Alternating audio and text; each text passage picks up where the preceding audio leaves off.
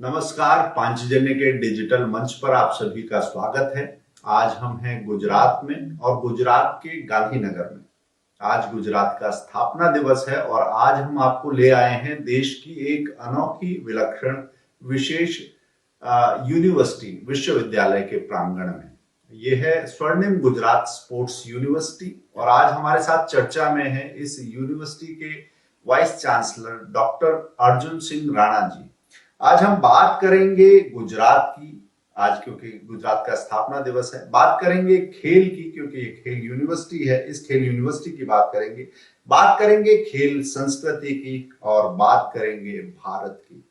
अर्जुन सिंह राणा जी, आपका बहुत बहुत स्वागत है पांचजन्य के संवाद में। नमस्कार। आज देश की ये गुजरात की स्थापना को अगर हम देखें तो 6 दशक पूरे हो चुके हैं और ये अपनी अलग तरह की यूनिवर्सिटी है, खेल यूनिवर्सिटी। इसको भी 1 दशक पूरा हुआ है। आज हम इसकी यात्रा को भी समझना चाहेंगे, मगर उससे पहले मैं आपकी यात्रा समझना चाहूंगा। हमारे यहाँ कहा जाता है, कहावत है कि खेलोगे कूदोगे होगे खराब और पढ़ोगे लिखोगे तो बनोगे नवाब, मगर खेल कूद कर आप एक शिक्षाविद बन गए। आप अपनी इस यात्रा को कैसे देखते हैं? जी, पहले तो आप सबको नमस्कार। गुजरात राज्य के स्थापना दिन के अवसर पे आपका गुजरात में स्वागत है। आपको बहुत बहुत शुभकामनाएं। जो आपने जैसे हमें प्रश्न किया है, तो बचपन से ही हमें खेल कूद का बड़ा शौक था। जब हम प्राइमरी में और सेकेंडरी में आए, फिर हम स्कूल में, सेंट्रल स्कूल में पढ़ते थे, तभी से हमें एथलेटिक्स का बड़ा लगाव था। क्योंकि हम क्रिकेट भी खेलते थे, फुटबॉल भी खेलते थे, बहुत सारी कबड्डी, खो खो सभी गेम्स खेलते थे, मगर तभी हमें एक ऐसा एहसास था कि अगर हम रनिंग, जंपिंग एंड थ्रोइंग, जो एथलेटिक्स की बेस है, उस जड़ को, हमारे फाउंडेशन को अगर हम फिजिकल फिटनेस के अंदाज से मजबूत करेंगे तो हम कोई भी गेम खेल सकते हैं। तो फिर हमने एथलेटिक्स को हमारा एक गेम, हमारी रुचि का विषय बनाया और हम long distance running, 5000 metre, cross country race, mini marathon और 10,000 मीटर की दौड़ लगाया करते थे। तो तभी से ये यात्रा हमारी जीवन का एक भाग, जीवन का एक हिस्सा पढ़ाई के साथ साथ हो गई। और 12वीं कक्षा के बाद भी जब हम कॉलेज में आए, तभी भी इंटर स्कूल भी खेले, इंटर कॉलेज भी खेले, ऑल इंडिया यूनिवर्सिटी भी खेले, ओपन नेशनल्स खेले, वहां पे भी हमें कुछ मेडल्स मिले।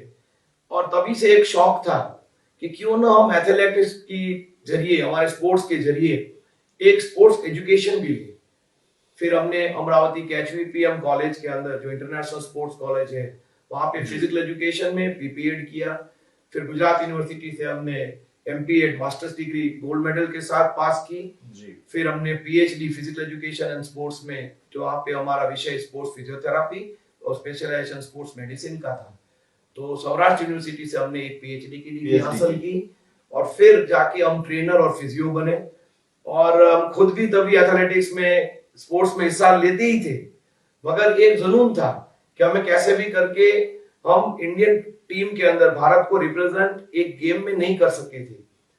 तो हमें एक as a trainer, as a physio, हम कैसे भारत को, भारतीय टीम को सपोर्ट करके भारत का ना प्रतिनिधित्व करें।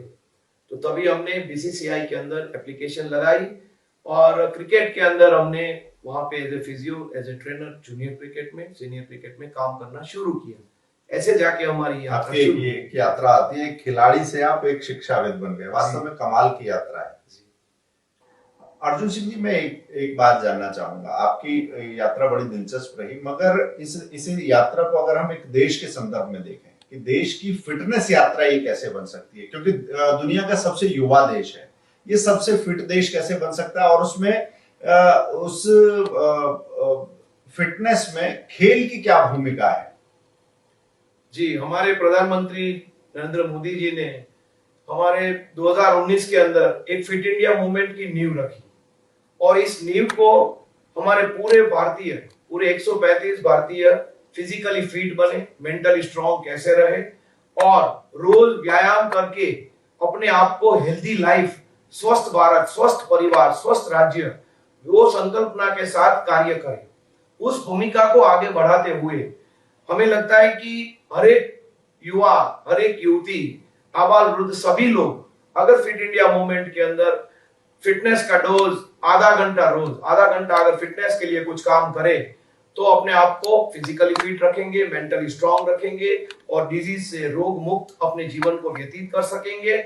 इसके अलावा उनको हेल्थ की जितनी भी तकलीफें, जो मोटापा है, फैटनेस है बॉडी के अंदर, और उसको अगर ओबेसिटी का प्रॉब्लम है, अगर उनको कार्डियक प्रॉब्लम है, अगर बीपी की बीमारी है, तो वो सभी चीजें फिटनेस के माध्यम से, एक्सरसाइज के माध्यम से, नियमित खेल के माध्यम से और स्पोर्ट्स को अपना एक प्रोफेशन, एक इंटरेस्ट, एक रिक्रिएशन का माध्यम, आनंद का माध्यम भी बनाते हुए अपने आप को नेचुरली फिट रख सकेंगे।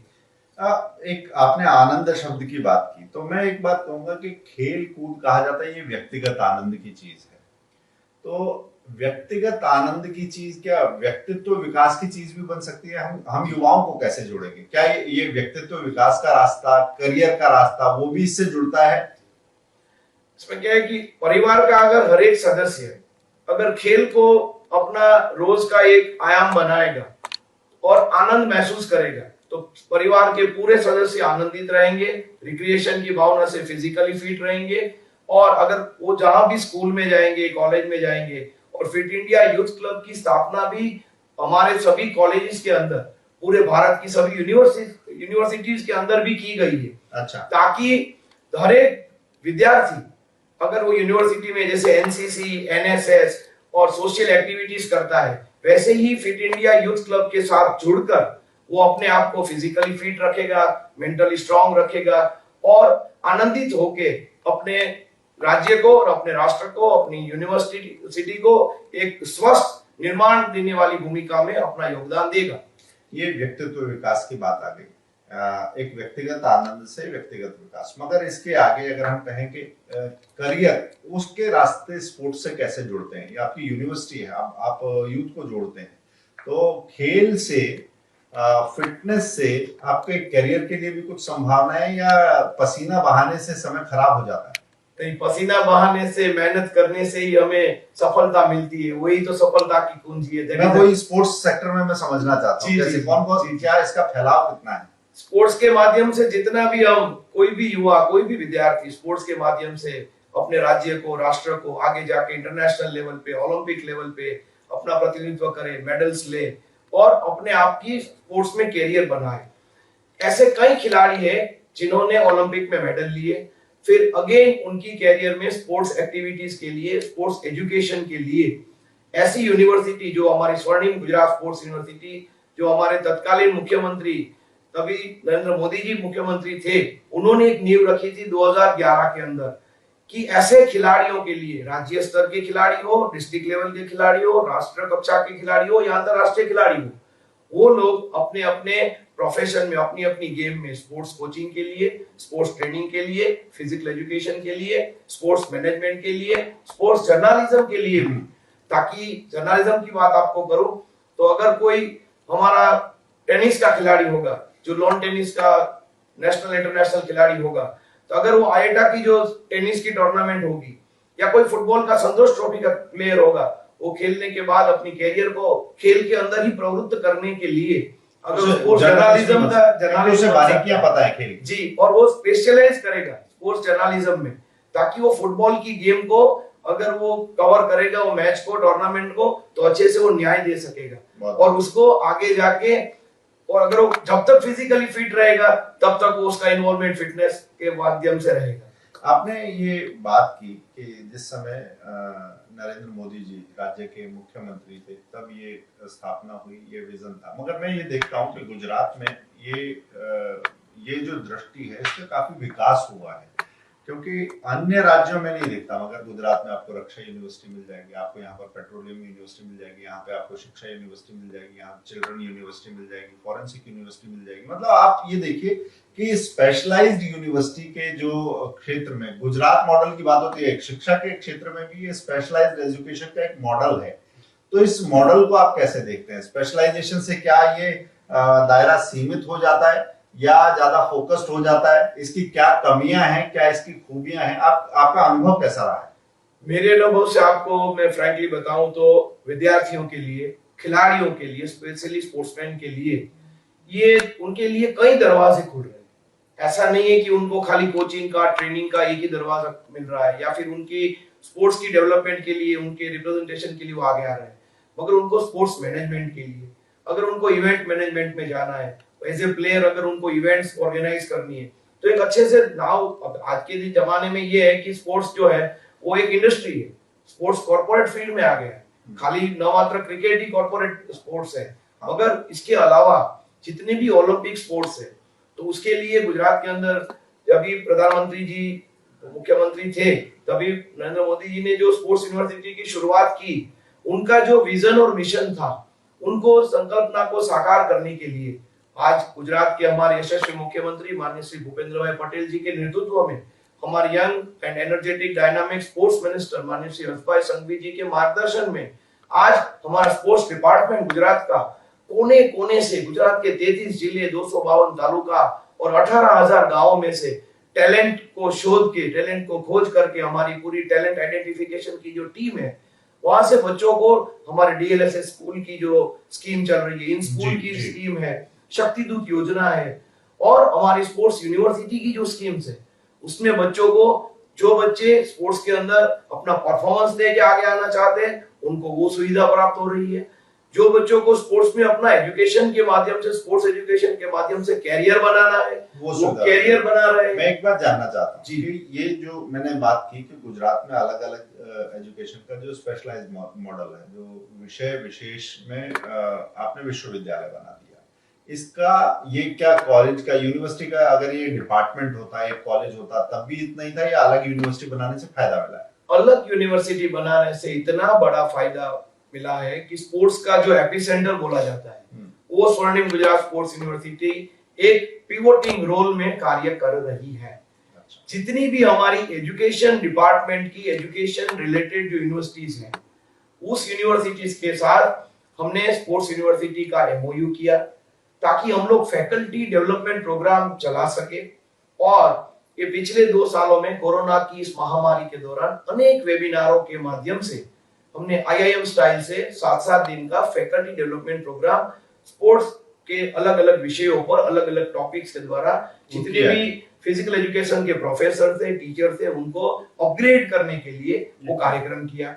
इसके अलावा जो भी एजुकेशनल यूनिवर्सिटीज के स्टूडेंट्स हैं, जो स्पोर्ट्समैन है, उनको अगर स्पोर्ट्स में कैरियर बनानी है, तो ग्रेजुएशन के बाद स्पोर्ट्स यूनिवर्सिटी में मास्टर्स डिग्री, एमफिल, पीएचडी तक की वो लोग डिग्री ले सकते हैं। स्पोर्ट्स बीएससी स्पोर्ट्स कोचिंग में भी ले सकते हैं, अच्छे कोच बन सकते हैं, अच्छे ट्रेनर्स बन सकते हैं, फिजियो बन सकते हैं। आपने अभी बात की कि खेल का कॉर्पोरेट स्वरूप, उसमें भी सबसे ज्यादा जहां ग्लैमर है क्रिकेट, आप वहां क्रिकेट से आए हैं, आपने किन किन खिलाड़ियों को ट्रेनिंग दी है? क्रिकेट की मैं आपको बात करूं तो मेरा पीएचडी स्पोर्ट्स मेडिसिन में खत्म होने के बाद तुरंत मैंने नेशनल क्रिकेट एकेडमी ज्वाइन की। सबसे पहले मैंने सौराष्ट्र क्रिकेट एसोसिएशन ज्वाइन किया, जहां पे मैं रणजी ट्रॉफी क्रिकेट टीम को मैं कोचिंग दे रहा था, फिजिकल फिटनेस की कोचिंग ट्रेनिंग दे रहा था। तभी आपको अर्ज करूं कि गुजरात की नहीं मगर भारत के जितनी भी रणजी ट्रॉफी की क्रिकेट टीम्स थी, वो रणजी ट्रॉफी टीम्स में कहीं कोई फिजियो नहीं था, कोई ट्रेनर नहीं था, कोई ट्रेनर होता नहीं था, कोई ट्रेनर होता नहीं था। भारतीय टीम के अंदर उस टाइम में अली ईरानी हुआ करते थे, जो फिजियोथेरापिस्ट का काम करते थे। बहुत साल तक हम नाम सुनते हैं, इसीलिए आपने जब बोला नहीं होता था तो मुझे अली ईरानी साहब पे नाम ध्यान आया था कि हम लंबे समय तक उनका नाम सुनते रहे। तो हमारे सौराष्ट्र क्रिकेट एसोसिएशन के जो सेक्रेटरी थे, जो बीसीसीआई के भी सेक्रेटरी थे, मिस्टर निरंजन शाह, तो उनका हमने सामने से कांटेक्ट किया, क्योंकि बचपन से और आगे जाके कॉलेज, यूनिवर्सिटी और पीएचडी तक मैं रिसर्चर रहा था, स्पोर्ट्स साइंटिस्ट रहा था स्पोर्ट्स अथॉरिटी ऑफ इंडिया में। तो मैंने सोचा कि हम लोग रणजी ट्रॉफी टीम क्यों न जोड़े। वहां पे मेरे 2 मकसद थे कि रणजी ट्रॉफी सौराष्ट्र की टीम तभी थोड़ी फिटनेस के अंदर थोड़ी पीछे थी, तो हम एक ऐसा एक्सपेरिमेंट करें और as a sports person, as an athlete मैं भी उसमें कुछ काम करूं, योगदान दूं, ताकि वहां पे भी खिलाड़ी आगे आए। तभी शतांशु कोटक जो इंडिया ए और इंडियन टीम के कोच भी रह चुके थे, वो उनके कैप्टन थे। अच्छा, तो पूरी टीम को हमने एक फिजिकल फिटनेस क्या होता है, जिम ट्रेनिंग क्या होती है, scientific coaching, scientific physically fitness और फिटनेस के जितने पैरामीटर्स है, जैसे कि स्पीड है, स्ट्रेंथ है, एजिलिटी है, मोबिलिटी है, एंड्योरेंस है, प्लस उनकी क्रिकेटिंग स्किल, उनका डेवलपमेंट एक साथ साइंटिफिकली कैसे करें, पूरा प्रोग्रामिंग कैसे। ये आपने बताया टीम का, मगर अगर मैं कहूं कि जो खेल जगत के और उसमें भी क्रिकेट के जो नामचीन सितारे हैं जिन्हें देश जानता है, इन लोगों के साथ आपका कोई संपर्क रहा, ट्रेनिंग रही? किनको आपने ट्रेनिंग दी? मैंने नेशनल क्रिकेट एकेडमी में इंडिया की अंडर 19 क्रिकेट टीम में, इंडियन नेशनल क्रिकेट टीम में एज ए फिजियोथेरापिस्ट ट्रेनर कई सालों तक काम किया, जिसमें मैंने I started my career with Sachin Tendulkar और सौरव गांगुली। अच्छा। सौरव गांगुली, जब मैंने इंडियन टीम ज्वाइन की तब सौरव गांगुली कैप्टन थे, जॉन राइट मैनेजर और कोच थे, एंड्रू लिपस फिजियो थे, मैं ट्रेनर था, सचिन तेंदुलकर थे, जवाहरलाल श्रीनाथ थे, अनिल कुंबले और हमारे वेंकटेश प्रसाद, और उसके बाद की पीढ़ी जो आई वो युवराज सिंह, हरभजन सिंह, मोहम्मद कैफ, सारे आपके? हाँ जी। उसके बाद की पीढ़ी आई, उसमें रविंद्र जडेजा, विराट कोहली। बिल्कुल। एक खेल में अगर हम देखें और पुराने रील्स देखते हैं तो हमारे बाकी खेलों में, एथलेटिक्स वगैरह में तो फिटनेस का एक लेवल रहा है, मगर क्रिकेट में भी फिटनेस के लिए आग्रह बढ़ना। पहले हम देखते थे खिलाड़ियों का एक हाथ थ्रो में बहुत अच्छा चलता है, दूसरा हाथ नहीं चलता, कोई बॉल को चेज करते हैं। अब हम देखते हैं डाइव भी लगाते हैं, बाकी सारी चीजें। तो एक ये बड़ा परिवर्तन का आप बता रहे हैं कि उस समय से शुरू हुआ और ये आग्रह लगातार बढ़ रहा है क्या?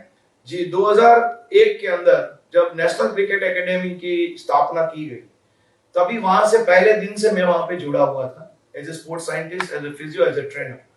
तो मोहम्मद कैफ, युवराज सिंह, फिर हरभजन सिंह, मोहम्मद कैफ पहली बहुत अच्छी फिटनेस होती थी। वो तभी पहली बैच के पहली बैच के क्रिकेटर्स थे।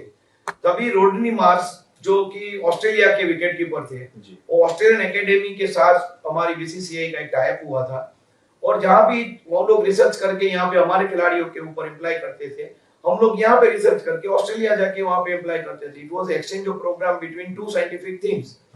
तो उस माध्यम को आगे बढ़ते हुए, तभी जिम नहीं था पहले के टाइम में, 2000 के पहले जिम वर्क क्रिकेटर नहीं किया करते थे, नहीं करते, क्योंकि कपिल देव जी के साथ भी मैंने काम किया जब वो कोच थे। फिर हमने कपिल देव जी को भी बताया कि अभी हम लोग जिम के माध्यम से हमारी फिटनेस, क्योंकि वो लोग तो नेचुरल फिटनेस वाले थे, गावस्कर, कपिल देव जी, गुंडप्पा विश्वनाथ जी, चेतन चौहान जी। तो हमने फिर ऐसा सोचा कि फिटनेस का माध्यम स्ट्रेंथ और पावर के लिए जिम करना बहुत जरूरी है। और विराट कोहली, हमारा Ravindra Jadeja, Cheteshwar Pujara, Parthiv Patel, they all are my trainings. अच्छा। तो वो लोग फिटनेस फ्रीक थे कि हमें क्रिकेटर तो बनना है, क्रिकेट में फिट भी रहना है, और body physique plays a big role. अगर हम देखते हैं तो खाली क्रिकेट के कारण नहीं, अपनी फिटनेस के कारण भी ये रोल मॉडल। मैं एक चीज जानना चाहूंगा, आप वहां से छोड़ के आए, मगर क्या आपका संपर्क बना हुआ है इन सब खिलाड़ियों से? आपका संपर्क बना हुआ है? जी जी जी, मैं छोड़ के आया हूँ, मगर मैं वहां पे भी मेरी यादें और मेरा जो एफिलिएशन है वो बॉन्डिंग हमारा जुड़ा हुआ है, क्योंकि 4 दिन पहले ही हमारे सचिन तेंदुलकर जी का जन्मदिन था, तभी हमने उनको विश किया। तभी उन्होंने पूछा कि आपकी स्वर्णिम गुजरात स्पोर्ट्स यूनिवर्सिटी अभी कैसा कर रही है।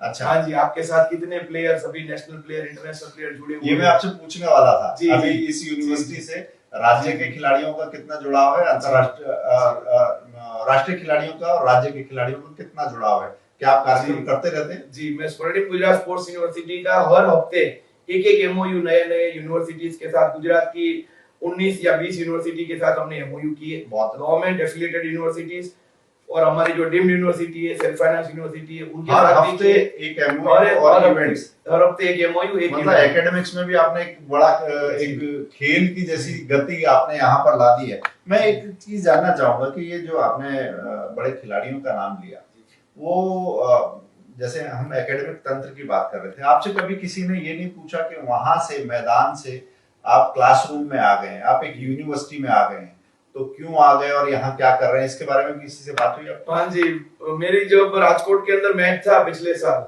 ये कोरोना के महामारी के पहले, भारत और साउथ अफ्रीका का, तभी मेरी बात विराट से हुई। तो विराट ने मेरे को पूछा कि अर्जुन भाई, विराट कोहली, तो मुझे पूछा कि अर्जुन भाई आप ऐसे कैसे एकेडमिक्स में हमें छोड़ के, मींस की क्रिकेट की ग्लैमर की लाइफ, क्रिकेट हमारा मींस की पैशन है, पूरे नेशन का हमारा रिलीजियन है। तो हमने बोला कि भाई हमें जो प्रेरणा मिली वो हमारे प्रधानमंत्री जी ने जो संकल्पना ली थी कि हमें क्रिकेट के अलावा ओलंपिक खेलों को भी आगे करना है, तो उस हिसाब से, और नेशनल क्रिकेट एकेडमी में क्लास भी लेता था। अच्छा। खिलाड़ियों को साइकोलॉजिकल प्रिपरेशन कैसे करना है, स्पोर्ट्स साइकोलॉजी की, स्पोर्ट्स किनेसियोलॉजी की, स्पोर्ट्स बायोमेट्रिक्स की, बायोमैकेनिक्स की नॉलेज देता था। तो उनको मालूम था कि ये is a good teacher also. तो मगर एक यात्रा ऐसी रही कि ग्राउंड से लेके सीधा क्लासरूम, और क्लासरूम के साथ भी हमारा ग्राउंड के साथ इतना ही अटैचमेंट आज तक जुड़ा हुआ है क्योंकि पार्थिव पटेल जो हमारे भारतीय क्रिकेट टीम के खिलाड़ी थे, वो स्वर्णिम गुजरात स्पोर्ट्स यूनिवर्सिटी के बोर्ड के बीओजी के मेंबर अच्छा भी हैं। जुड़ा है। जी हाँ। एक चीज जैसे आपका एक विस्तृत अनुभव रहा है, ऐसे ही है कि ये बड़ा प्रोजेक्ट था, एक बड़ा सपना देखा गया था। हर किसी की भविष्य की योजना होती है, व्यक्ति की भी होती है, संस्थान के लिए भी। संस्थान के तौर पर विश्वविद्यालय के लिए आपके मन में भविष्य की योजनाएं क्या है? स्वर्णिम गुजरात स्पोर्ट्स यूनिवर्सिटी गुजरात की सेक्टोरियल यूनिवर्सिटी है, स्टेट लेवल की यूनिवर्सिटी है, राज्य की। तो हमने ये सोचा था हमारी टीम के साथ मिलके, हमने एक मीटिंग की टीचिंग और हमारे एकेडमिशियन के साथ, कि हम लोग क्यों ना गुजरात से दायरा बढ़ा के हम लोग कश्मीर से लेके कन्याकुमारी तक भारत की अलग अलग यूनिवर्सिटीज के साथ हम लोग क्यों ना हम जुड़े, क्योंकि स्पोर्ट्स के माध्यम से हमें तो एक राष्ट्र श्रेष्ठ राष्ट्र भी बनाना है, और अलग अलग खिलाड़ियों को यहाँ पे, अलग अलग विद्यार्थियों को गुजरात के अंदर पढ़ने के लिए लाना है, स्पोर्ट्स एजुकेशन लेने के लिए लाना है। तो उस हिसाब से हमने पहला एमओयू गुजरात के बाहर हमने किया, वो कश्मीर यूनिवर्सिटी के साथ किया। यूनिवर्सिटी ऑफ कश्मीर के अंदर हमसे वहां से 45 बच्चे 45 स्टूडेंट्स को यहाँ पे लेके आए, जिसके हाथों में पत्थर और बंदूकें थी, क्योंकि वो बच्चे अपनी राह से भटक गए थे। उस बच्चों को स्पोर्ट्स के माध्यम से हमारे मुख्य प्रवाह में जोड़ने के लिए भी हमें इसमें मौका मिला कि स्पोर्ट्स का माध्यम ऐसा है कि चाहे कोई भी धर्म जाति ज्ञाति का आदमी हो, वो स्पोर्ट्स अगर अपना लेगा, स्पोर्ट्स को अपने जीवन का हिस्सा बनाएगा, तो अपने देश के लिए वो खेलने के लिए प्रेरित होगा, वो खिलाड़ी और विद्यार्थी। तो उस हिसाब से 45 विद्यार्थी यहाँ पे आए, जो bachelors degree, masters degree, MPhil और स्पोर्ट्स यूनिवर्सिटी, हमारी स्पोर्ट्स यूनिवर्सिटी में पीएचडी की डिग्री ले रहे हैं। इसके बाद आपने बहुत दिलचस्प बात की, मुझे याद आता है जब मैं कश्मीर की रिपोर्टिंग कर रहा था वहां के लोगों से, तो आपने इसे खेल से जोड़ा है, मगर वहां स्टोन पेल्टिंग को शुक्रवार की नमाज के बाद उसे फ्राइडे गेम कहते थे, स्टोन पेल्टिंग को, वहां से आपने खेल से जोड़ दिया। जनरल अता हसनैन से मैं एक बार बात कर रहा था, उन्होंने खेल के माध्यम से वहां पर जो प्रयोग किए, बदलाव लाए, वो अपनी बात बता रहे थे। अमेरिका में भी एक समय पर जो बच्चे थे जिनकी पढ़ाई छूट गई, जो अपराध या ड्रग्स से जुड़ गए, उनको बदलने के लिए बास्केटबॉल के बड़े सफल प्रयोग हुए। भारत में भी आपने ये किया, ये वास्तव में बड़ी जानने वाली। और इसके अनुभव कैसे रहे? क्या आपके छात्रों से कुछ संवाद? जी, छात्रों से संवाद हुआ। पहले बोला कि हमें, उन्होंने बताया कि सर आप इतना हमें स्पोर्ट्स की डिग्री देके फिर हम लोग क्या करेंगे। तो हमने बोला कि एक बार आप आओ गुजरात के अंदर, स्पोर्ट्स यूनिवर्सिटी के अंदर, आप स्पोर्ट्स के अलग अलग एजुकेशन के अंदर हम आपको एडमिशन देंगे, आप अपनी दूसरी फीस की वगैरह चिंता मत करो, क्योंकि ऐसे भी गरीब बच्चे थे जो बारामूला डिस्ट्रिक्ट से हम लेके आए थे, और जम्मू से भी हम लेके आए, जम्मू से 4 बेटियां हम लेके आए थे। अच्छा। हाँ जी, तो वो नेशनल शूटर थी, वो स्टेट लेवल शूटर थी, और यहाँ पढ़ने के बाद वो नेशनल शूटर भी बनी। और हमने एक प्रोग्राम चलाया जिसके अंदर पूरे भारत की पहली बैच शूटिंग की, जो NS-NIS बैच हमारे पटियाला में कोर्स होता है, वैसा एक डिप्लोमा कोर्स कोचिंग का, स्पोर्ट्स कोचिंग का, शूटिंग के कोच हमने 18 तैयार किए, जिसमें 4 जम्मू कश्मीर के थे, 2 जम्मू की बेटियां थी और 2 कश्मीर की बेटियां थी। तो उनको फिर हमने, LG साहब से भी हमारी बात हुई थी। जी। तो फिर आज आपको बताते हुए गर्व के साथ और खुशी भी इतनी होती है कि उन चारों बच्चियों को, 2 को जम्मू में और 2 को कश्मीर में, उनको जॉब भी एज ए शूटिंग कोच मिल गई। नहीं, आज गुजरात का स्थापना दिवस है और आपने ये बताया जो कश्मीर कनेक्ट और पूरा परिदृश्य बदलना, मुझे लगता है ये बहुत बड़ा काम है।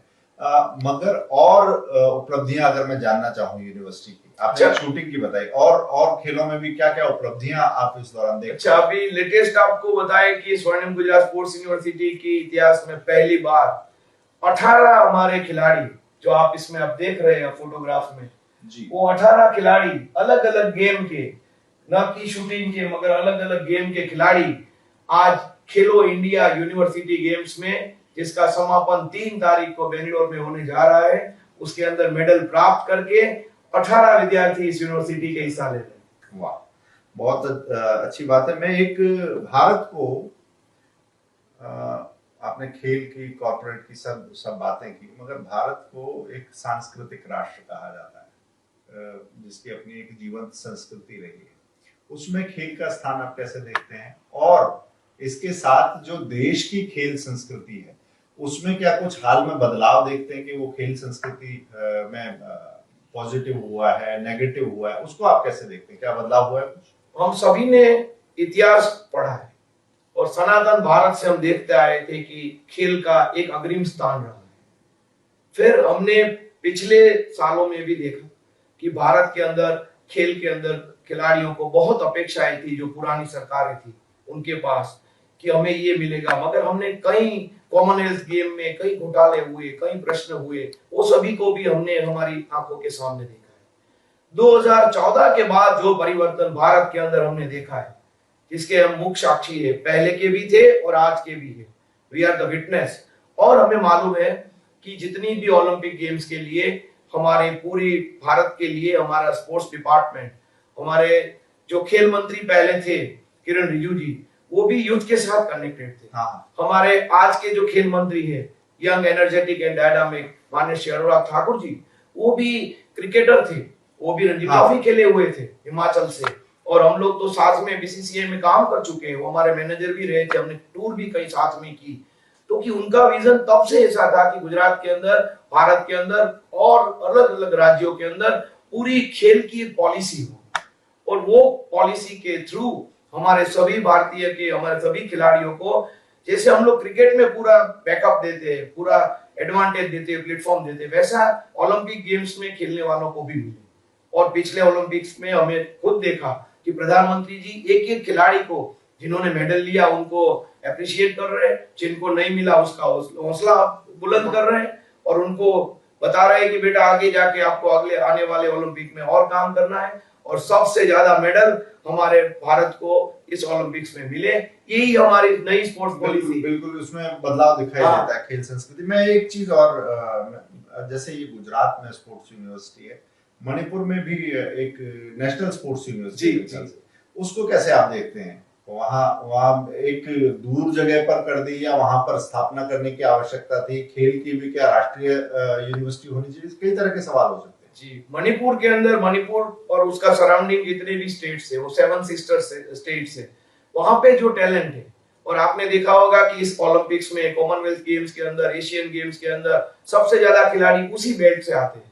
हाँ, और पूरे पूर्वोत्तर से। और वहां पे मणिपुर के अंदर नेशनल स्पोर्ट्स यूनिवर्सिटी का होना मोदी जी का एक और संकल्पना थी, प्रधानमंत्री जी की, कि वहां पे एक ऐसी यूनिवर्सिटी बने जो कि एक सेंट्रल यूनिवर्सिटी का काम करे, और पूरे भारत के सभी राज्यों के अंदर अलग अलग यूनिवर्सिटी के साथ उनका एक जॉइंट वेंचर, एक कॉम्बिनेशन हो, ताकि पूरे भारत की सभी राज्यों की स्पोर्ट्स यूनिवर्सिटीज जुड़े नेशनल स्पोर्ट्स यूनिवर्सिटी के साथ, और national sports university international level पे बाहर के छात्रों को भारत के अंदर पढ़ने के लिए प्रेरित करे।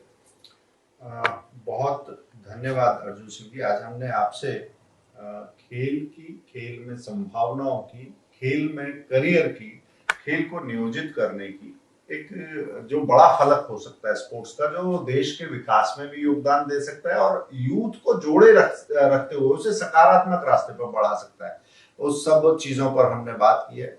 जाहिर है देश की एक बड़ी खेल संस्कृति रही है, और चाहे वो अर्जुन का मछली की आंख में तीर मारना हो, चाहे भीम का मल्ल युद्ध हो, चाहे गदा युद्ध हो, आप उसमें स्पोर्ट्स की एक झलक देखते हैं। बड़े बड़े टूर्नामेंट्स होते थे, और ये ग्रीस और यूनान ओलंपिक से पहले की बात है। तो एक खेल संस्कृति है। आज हमने बात की खेल की, आज हमने बात की गुजरात की।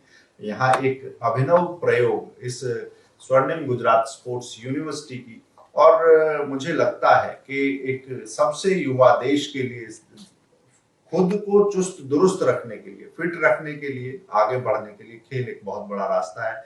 ये हमें सब बताया डॉक्टर अर्जुन सिंह राणा जी ने। बहुत बहुत धन्यवाद। ऐसी ही दिलचस्प चर्चाओं के लिए, करियर से जुड़े हुए अन्य ऑप्शंस को समझने के लिए हम बात करेंगे ऐसी विशेषज्ञ यूनिवर्सिटीज के और कैंपसेस में, प्रांगणों में, उनके आंगनों में कुलपतियों से बात हमारी जारी रहेगी। देखते रहिए 5 जनवरी।